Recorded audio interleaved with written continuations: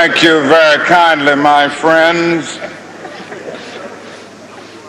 As I listen to Ralph Abernathy and his eloquent and generous introduction, and then thought about myself, I wondered who he was talking about.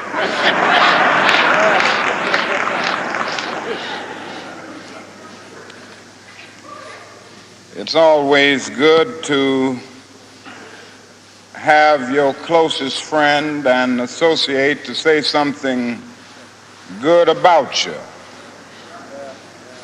And Ralph Abernathy is the best friend that I have in the world. I'm delighted to see each of you here tonight in spite of a storm warning. You reveal that you are determined to go on anyhow. Something is happening in Memphis, something is happening in our world. And you know, if I was standing at the beginning of time with the possibility of taking a kind of general and panoramic view of the whole of human history up to now, and the Almighty said to me, Martin Luther King, which age would you like to live in? I would take my mental flight by Egypt.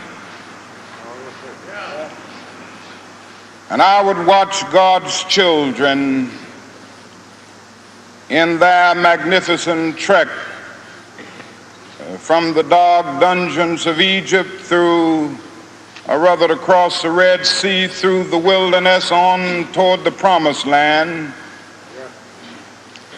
And in spite of its magnificence, I wouldn't stop there. I would move on by Greece and take my mind to Mount Olympus. And I would see Plato, Aristotle, Socrates, Euripides, and Aristophanes assemble around the Parthenon.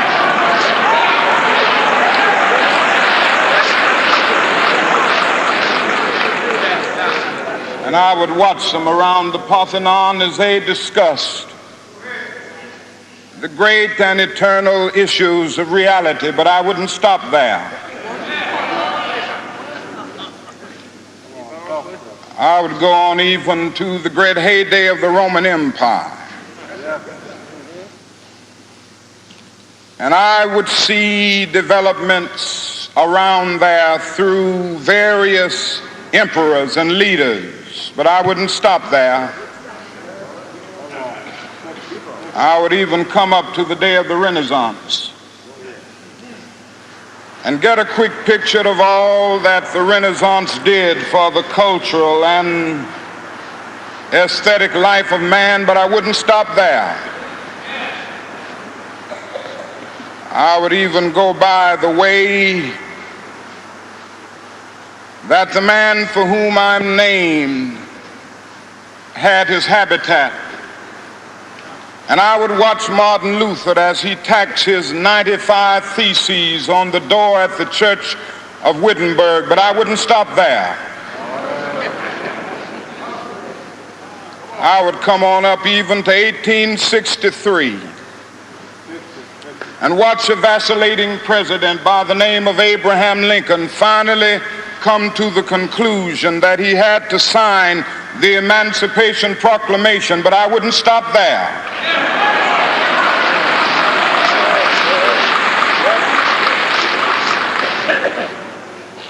I would even come up to the early 30s and see a man grappling with the problems of the bankruptcy of his nation. and come with an eloquent cry that we have nothing to fear but fear itself. But I wouldn't stop there. Strangely enough, I would turn to the Almighty and say, if you allow me to live just a few years in the second half of the 20th century, I will be happy.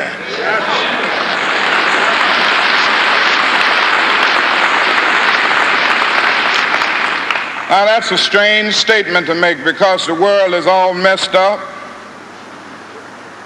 The nation is sick. Trouble is in the land, confusion all around. That's a strange statement.